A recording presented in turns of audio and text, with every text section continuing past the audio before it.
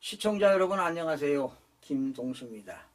이 시간에는요, 대한민국의 원로 언론인 조선일보 명칼럼니스트인 김대중 칼럼을 여러분들에게 소개해드리고요, 논평을 해드리겠습니다.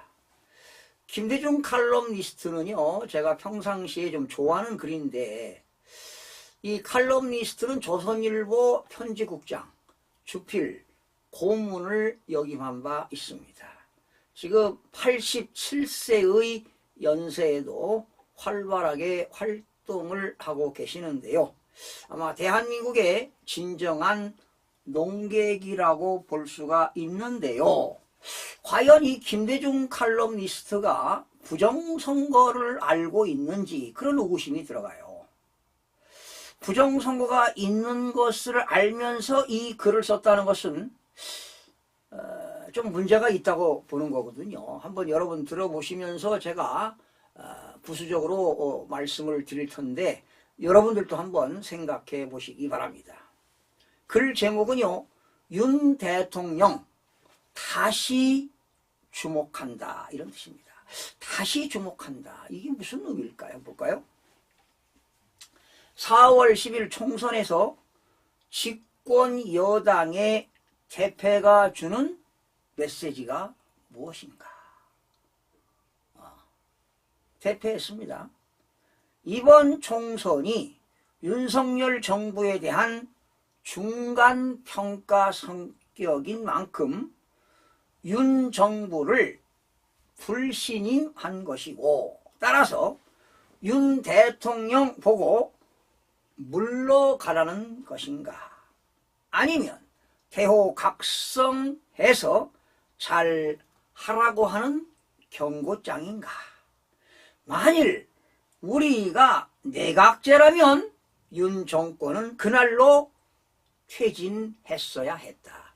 자, 이 말은 이번에 여당인 국민의힘이 표를 얻지 못했다는 거 아니에요. 300표 중에서 108표를 얻었으니까 192표 대 108 아닙니까? 압도적으로 야당이 승리한 거라고 보는 거 아니겠습니까? 그런데 여기에는 부정선거가 있다는 것 아니겠습니까? 과연 김대중 칼럼니스트가 부정선거를 알고 있으면서 글을 이렇게 썼다는 건 문제가 있다는 거지요. 한번 들어보세요.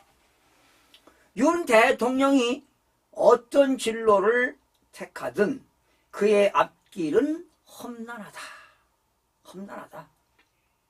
심지어 그 정치 구단인 박지원 그 이번 당선자가요, 이제 5선에 당선됐죠.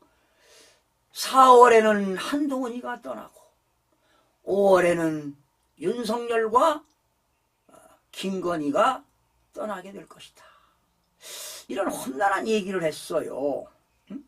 자, 지금 김대중 그 칼럼니스트가 심하게 말하면 다음 세 가지 측면에서 앞으로 3년을 버티기 힘들 것이다. 과연 세 가지가 뭔가 한번 들어보세요. 야당과의 협치를 말하지만 이재명 대표와, 그렇죠, 원래는 정치를 잘하는 것은요, 야당과 갈등 해결을 잘하는 게 정치를 잘하는 것입니다. 그런데 2년 동안 윤석열 대통령은 협치를 못했어요, 사실은. 그런데 지금에 와서 협치한다? 늦은 거라고 보는 것이지요. 이재명 대표와 조국 등이 이끄는 야권이 윤 대통령이 잘 되도록 협조할 리가 없다. 자, 이 김대중 칼럼은 알고 있는 거예요. 야권의 이재명 대표와 조국이 협조 안 할 겁니다.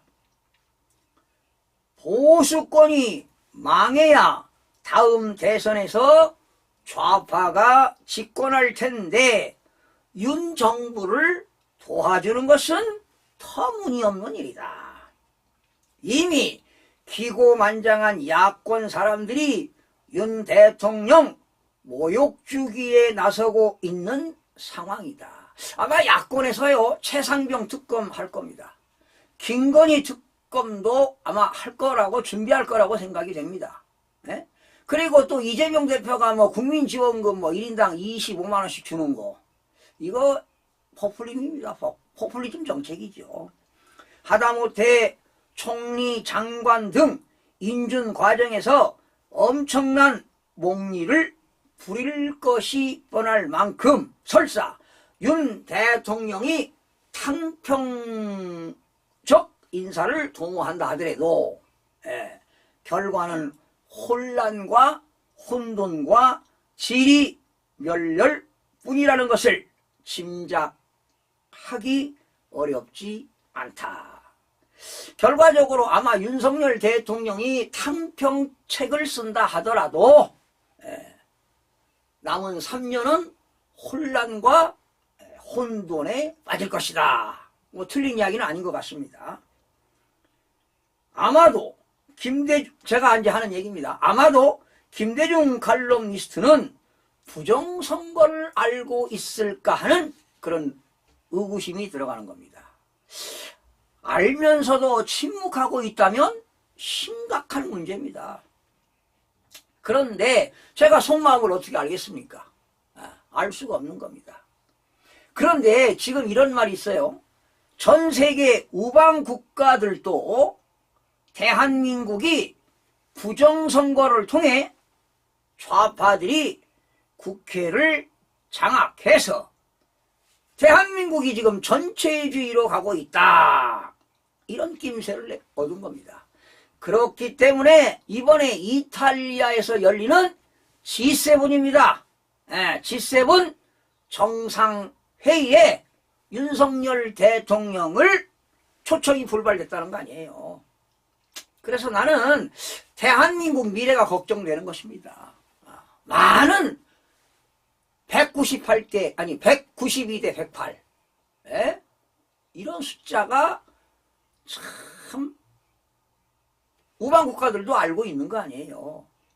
그러니 너 뭐 대한민국 별 볼 일 없다. 이제 전체주의로 가는 나라하고 무슨 G7 회의를 하느냐? 초청을 안 한 것 같습니다. 제 생각입니다. 심지어 말이죠. 캐나다 정보당국이, 캐나다입니다. 정보당국이 지난 캐나다 2019년과 2021년에 치러진 캐나다 총선에서 중국이 기만적으로 선거에 개입했다는 것으로 파악되고 있다고 밝히고 있습니다. 분명히 이런 중국이 캐나다 총선에 개입했다? 우리나라도 분명히 배후 세력이 있을 것입니다. 분명합니다. 이번 4월 10일 부정선거를 보면 배후 세력이 있습니다. 국민들과 낙선한 후보들이 눈뜨고 당했습니다, 여러분.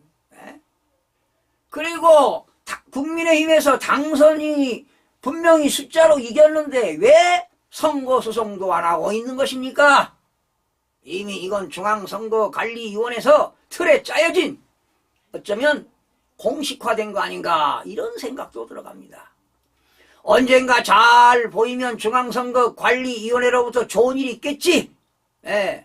이러는 거 아닙니까? 참 알 수가 없습니다. 자, 김대중 칼럼의 둘째입니다. 윤 대통령의 국정 스타일이 바뀌어야 한다는 지적이 있는데 그의 경험과 경력의 한계가 있는 만큼 그의 성격과 태도를 바꾸는 것이 그리 쉽고 간단하지 않다는 점이다. 용산 쪽에 있었던 사람들의 말을 들어보면 윤 대통령이 너무 독선적이고 독단적이고 자의적인 경우가 종종 있다고 말한다. 자기가 옳다고 하는 생각이 강하고 자신의 지식과 선의가 통한다고 믿는다는 것이다. 언젠가 그 검찰총장이 할 땐가요? 어디 지청장 할 땐가? 그 청문회 나와가지고 나는 사람에게 충성하지 않는다. 이 말 한마디에 저도 반했어요. 그래서 윤석열 대통령 찍었죠. 그래서 당선된 거 아니겠습니까? 이번 의대 정원 파동에서, 자, 의대 정원 이게 개혁해야 돼요. 반드시 해야 됩니다. 강서구청장 보궐선거에서, 또 한동훈 전 비대위원장과의 알력에서, 그리고 무엇보다 자기 부인의 문제에서 잘 드러난 불통 그대로다. 통하지 않았다. 소통이 안 된다는 건데요. 원래 강서구청장 부정선거입니다. 참 알 수가 없어요. 이 정치인들. 부정선거인데도 부정선거로 압승한 거 아니에요. 더불당이. 국민의힘 그 김태우 후보 표를 다 몰아준 게 아니라 부정선거, 가짜 투표를 넣어가지고 당선시킨 거란 말이에요. 이걸 과연 누굽니까? 그 당시 그 국민의힘 대표 누굽니까? 국회의원.